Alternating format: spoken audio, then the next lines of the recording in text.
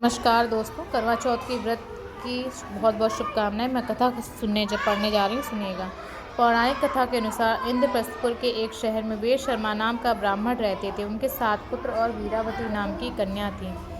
घर में माता पिता और भाइयों की लाडली बहन विवाह लायक हो गई थी। उसकी शादी एक उचित विवक्त ब्राह्मण युवक से कर दी गई। इसी बीच करवा चौथ का व्रत पड़ा। वीरावती अपने माता पिता और भाइयों के घर पर ही थी।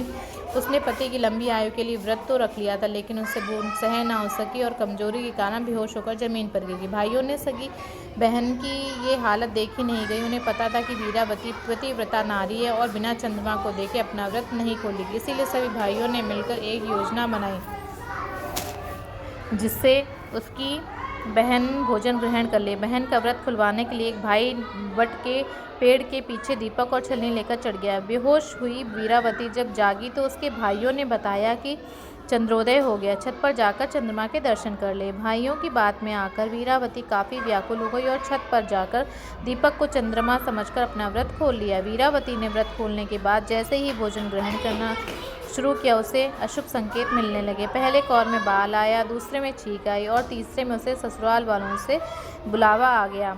ससुराल के बुलावा पाकर वीरावती एकदम से ससुराल की ओर भागी और वहां जाकर अपने पति को मृत पाया। पति को इस अवस्था में देखकर वह रोने लगी। करवा चौथ के व्रत के दौरान हुई किसी भी भूल के लिए वह खुद को दोषी मानने लगी।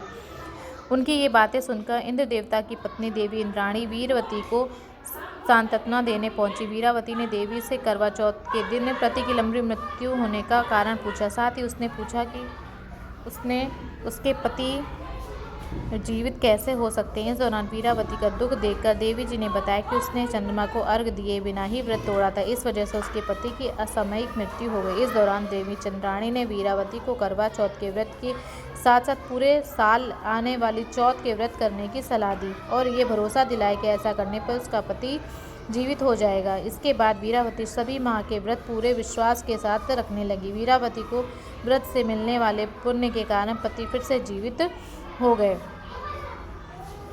आप सभी भी करवा चौथ के व्रत लगन से रखिएगा और आपको करवा चौथ की बहुत बहुत बधाइयाँ। यह व्रत पति की लंबी आयु के लिए होता है और हम सभी लोग इसे बहुत ही विश्वास के साथ में रखते हैं।